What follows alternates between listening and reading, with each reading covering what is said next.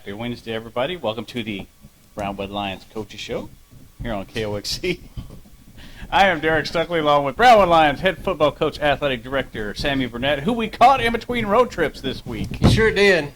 How are you, sir? About head south to Austin, Texas. Get ready for some state track meet in the morning. That's right. Bright and early.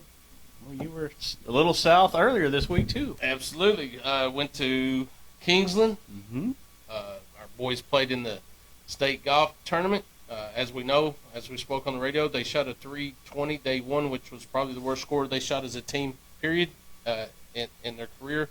But it happens, you know. It's a tough course. No excuses. Our kids owned up to it and went back the next day and played really well, fought back, and I couldn't be more proud of them. Every time, you know, Coach Jones and I talked about it, everybody's going to leave there feeling like they're a failure except for one team. And that doesn't matter what sport it is. At some point, if you're not on top, you're going to wind up losing, and it's over.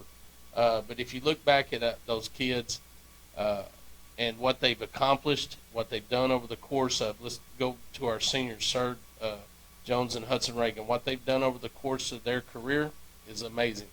You know, Hudson's going on to play at Lubbock Christian. Not sure what Sir's going to do yet, but great leadership from them.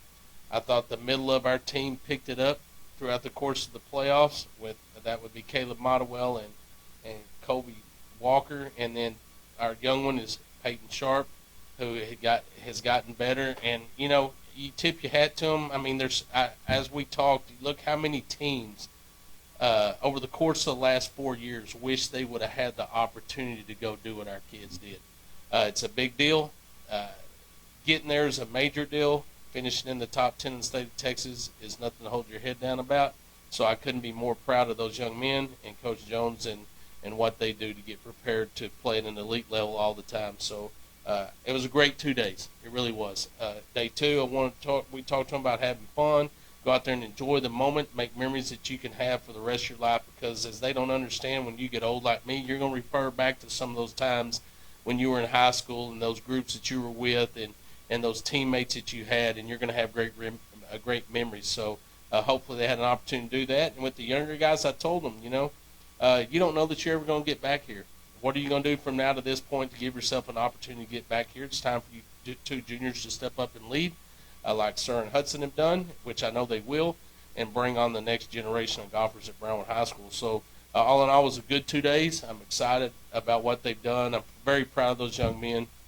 Very proud of them. They're winners. So congratulations to Coach Jones and the boys golf team for finishing out the year strong. Yeah, and if you look at it, it was over 30 years between the last time they win and then they go back-to-back years. It's a big deal. Mm-hmm. And when you go 2 years in a row, you think now you just expect it to happen, which is a good deal. You want to have that expectations. You want to set that mark every year and realistically have a chance to do it, and we do. But, again, you get there. Sometimes you lose perspective. You just think it's another tournament, but it's not. There's only 12 teams in the state of Texas invited to it. And to finish in the top 10 is a big deal. So, again, could they have done better? Absolutely. Could they have done worse? Absolutely. They did what they did, and they did the best they could, and that's all you can ask. So they're winners, and they're champions, and extremely proud of them. Yeah, and congratulations for them on all their success this year. Speaking of success, we've got more kids competing in state competition. Yes, we do. Our girls track team our girls 4x2 relay is going down to compete on Thursday evening, and then Kaya Phillips will run the Open 200, and then let me try to do this. You're going to have to help me. I'll forget. I think our first leg on the relay is Isis Hall.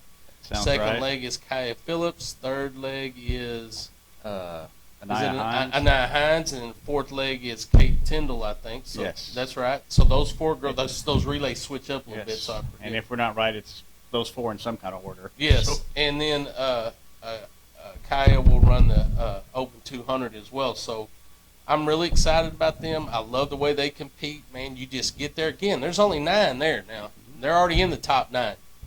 Do I think they'll perform better than that? Absolutely. And my goal for them when they go to the state meet, of course, they want to win.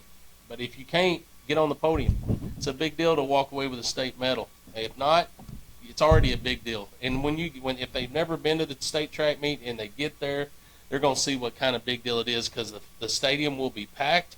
And there'll be a lot of people cheering. It'll be the greatest venue they've ever participated in if they haven't been to the state track meet. There's a great chance of rain on Thursday. We'll persevere through that just like we did at Lubbock. There'll still be people there watching. That doesn't deter them because the UIL does not say, oh, we'll postpone this to next week. They'll get it in if you run at 3 o'clock in the morning. I've experienced that before.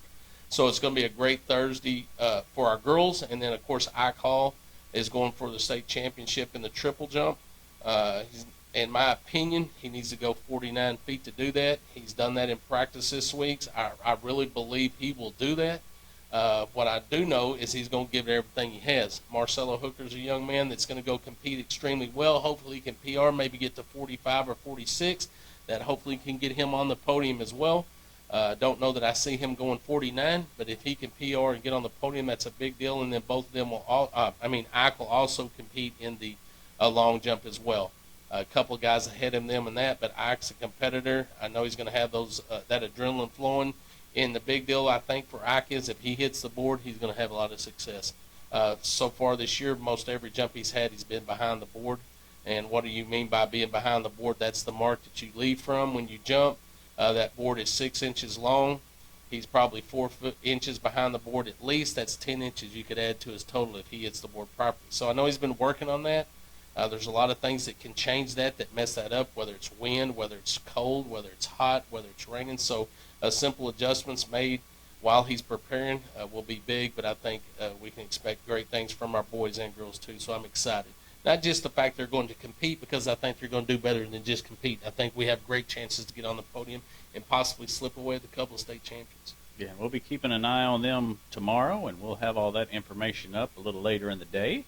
Also tomorrow, baseball starts the postseason. Yep, it'll be 6 o'clock in Snyder versus Levelland. Barely could get that out. Levelland finished fourth in that district. I know they have some things going on. I don't know what it is, but I do know that their baseball coaches have been put on administrative leave for whatever reason. I don't know. It's none of my business. I just know that they're having a fill-in coach. So all that to be said, our boys need to go over there and be dominant. A good way to kick off their state run. Talked to them this morning at weights. Really feel that they understand that they can be really good. Got to manufacture a lot of runs. Got to have great pitch and play great defense. But they've done that so far all year. Have looked at the region. Have a really good chance to get through the region and have an opportunity to go as far as they want to go. There's not anybody in our region they can't beat. It's you got to get a little bit lucky, just like in any sport. In that time, playoff time, you got to get a little bit lucky and stay healthy, and then just go out and do what you do. But that's going to kick off on Thursday at 6 o'clock in Snyder. Game 2 will be Saturday at 1 o'clock in Snyder, and if needed, Game 3 will follow about 30 minutes after the conclusion of Game 2. Hopefully we can go over there and sweep them, get Game 1 out of the way on Thursday, and then come back on Saturday. Know that we're in the driver's seat and finish strong and get done with 2. That keeps your pitchers' arms this late in the year. You can get a little dead armed with your pitchers where they pitch so much that their arms get a little tired. Anything that we can do to give them a break, we're trying to do. That's the reason why we skipped Friday and went Thursday, Saturday, is to try to give our kids as much rest as possible. Like I said, because we don't expect that to be it. We expect to continue on and do great things in baseball as well. Yeah, we mentioned a little Monday, the strength of the team being the pitching, but if the offense can get hot this time of year, they're really going to be dangerous. Absolutely. I think if we score 6, 7 runs, I think 6 is a good mark. If they score 6 runs a game, I think they can be victorious in any game they play because of the pitching we have, and we have gotten solid defensively. We haven't made as many mistakes as we were early in the year, so I think that they can be successful that way. But when you got Gavin Brandstetter and Giovanni Figueroa as your 2 guys, and you got Noah Gonzalez, who's another guy, and you got Austin Pittman, who's another guy, and you got Austin Pittman throws a little bit. You got Austin Wright, who's another guy, and you got David Turner, and all bring a different type of pitch to the game. I mean, they're not all power pitchers. There's a lot of curveball pitchers and changeup pitchers and get you off balance pitchers. So it's tough. I mean, it's tough when you face one guy for 5 or 6 innings who's throwing that fastball, and then you got a guy coming there throwing it slower and then throwing off-speed stuff. It's really gets you off time. So I think they got the right mix. I think they got the right ingredients in the pot. It's time to start stirring that pot and see what we can come up with, what we can cook up, and see how far we can go. And that's pretty much all we got going this week. Next week we got regional tennis. Yep, starting on 10th and 11th, our kids will go over to Lubbock. I will join them on the 10th and hopefully stay the night and get to see someone play on the 11th, which means they'll have an opportunity to play, opportunity to advance to state. But that'll happen. It's sort of that track schedule like last year. Tennis got that round, or golf, whichever one it was. One was way late, and this year it's tennis. So we have to go back. I mean, we're talking about state track, state golf, but now we're talking about regional tennis. So it's always a big deal. We got a good region in tennis. Vernon's always real dominant. There's always some good schools there. So we'll have our hands full, but we'll be ready to go. And I see them out there practicing every day. So hopefully there's some good things that happen for those kids and Coach Blasek as well. All right, so I think that's all the events we have coming up. What else is going on? Well, we got a lot going on. Right. I know. I think I saw you posted out there that they've started renovations on the turf. Tearing it up. Yeah, at Gordonwood Stadium, and then redoing the lighting. That's phase one. That's the only thing that'll be done this year. Then we'll get into our football schedule.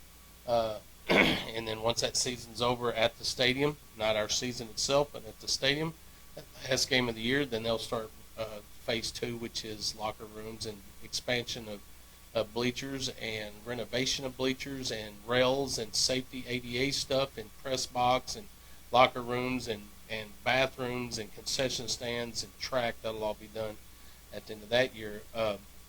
Gordonwood Stadium's already started. I'm excited. I hope anybody gets mad about it. But when you come out next year and you see the design of the turf, it's really important to me. I'm an old school guy. I like I don't like all the extras and that kind of stuff. So when you see the stadium and you see the new look to it, I think it's a very clean look. It looks more like a grass field than it would be a turf field, and try to keep it simple and pretty. Of course, with the logo and the stars in the center, and then our names in the end zone. But I'm really excited about it. It's a clean look. It's very important to me. I care more about the field and how it plays, but I know how important Gordonwood Stadium is and what it means to our community and everybody else that comes in there. So I wanted a clean look, to go with our stadium, and it be more of a maybe I don't know that throwback's the word, but just more of a grass look field. So I've had one of those before, sort of mocked it off the design we had. We're in Farmersville, and it looked really clean, and people liked it a lot, and I wanted the same type of look here, and just sort of go back to just the good look. So I'm excited about that. I think there's going to be something special with the lighting. I'm not sure, but I think we're going to have an opportunity to do some special things with the lighting. But number one, we're going to have quality lighting. I'm all for that. Yeah, as you know, taking pictures and things like that. I never noticed that until I go watch someone else play. And the fact that our lighting was so poor, it was embarrassing to me at the time. And of course, you can't do anything about it. It's no one's fault. I mean, lights are expensive. That's why I'm so thankful that we're able to pass a bond and get our facilities upgraded to where they should be and where they truly need to be. But it's going to be nice to go out there and it be bright. When you're playing a game, the last thing I worry about is I wonder how bright the lights are. All I'm focused on is how well we're going to perform and what we got to do to be successful. So it's going to be nice to go out there and it be bright.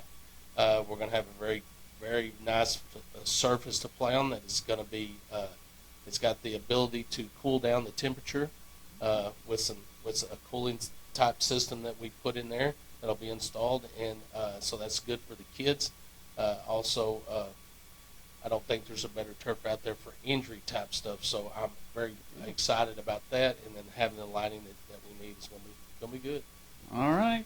Yeah. I'm not finished. Oh, there's Still more? got more. Oh, okay. Still got more. Excuse me. June the 3rd should start demolition of baseball, softball, and get that underway. So when you drive around the summer, you're going to see the indoor facility. You're going to see the baseball, softball indoor facility, the weight room. You have baseball and softball fields, Gordonwood Stadium, all under renovation. Anything else? Yes. Oh, okay. Well, go right ahead, yeah, sir. Absolutely. I mean, you want to know, I'm going to tell you. Okay. On the 10th, we'll do some scoring and interviews for opportunity for contractors for the renovations of our dressing facilities at the junior high and the high school and the gyms and that kind of stuff that are part of the bond. So that phase is getting underway, and once that process is done and we have that contractor selected, then they'll go into plans, which we've already started drawings. I've seen we've had a set of drawings. We've revised a set of drawings, and if we need to revise more, we'll revise those. But hopefully soon after, you'll start seeing first is going to be the junior high, get that renovated, because I don't know that junior high is not as old as I am. It's been that way since I was little. I can tell you that. It looks exactly the same as it did when I was a little knucklehead running around through there. And that was before I was even in junior high. So that's a big deal. It's neat for our kids to have that. So, man, we started out a while back. It's been a while, with a dream of trying to get some improvements.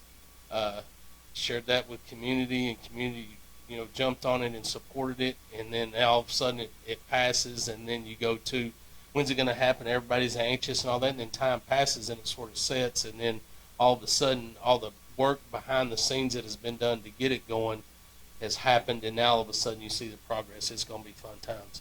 And then hopefully by the start of the 2025 school year, everything will be completed, and we will have the finest facilities, in my opinion, throughout the state of Texas when you talk about every sport will be touched.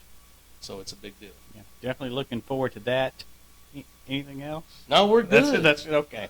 You wanted an update. Well, I've been gone for like a week and a half. That's true. I'm leaving this in just a second to go to Austin, so I was trying to just share with you stuff. I'm sort of excited about what's going on in Brownwood. Should be. A whole lot of good stuff going on. Okay. Anything else we need to hit today? Sponsors, please. Go right ahead, sir. Okay. Auto Glass Magic, Bruner Auto Group, Syntex Body and Paint, Syntex Equipment Sales, Citizens National Bank, Dan Hill Containers, Dr. Bon Young, Dr. Pepper Bottling Company, Edward Jones Investments, Hendrick Medical, Howie Enterprises, Humphrey Peets, Heartland Funeral Home, Landmark Admin, MC Bank, Painter Johnson Associates, Smith and Sharp Agencies, Sonic Drive-In, Stanley Chrysler, Texas Bank, Weldon Wilson Electric, Western Bank, and Willie's Teas. All right. We will be back here Monday on the Brownwood Lions Coaches Show to talk about baseball over the weekend, state track meet, and whatever else we can think of here on KOXE, KOXE.com, and the KOXE app. Have a great day, Brownwood.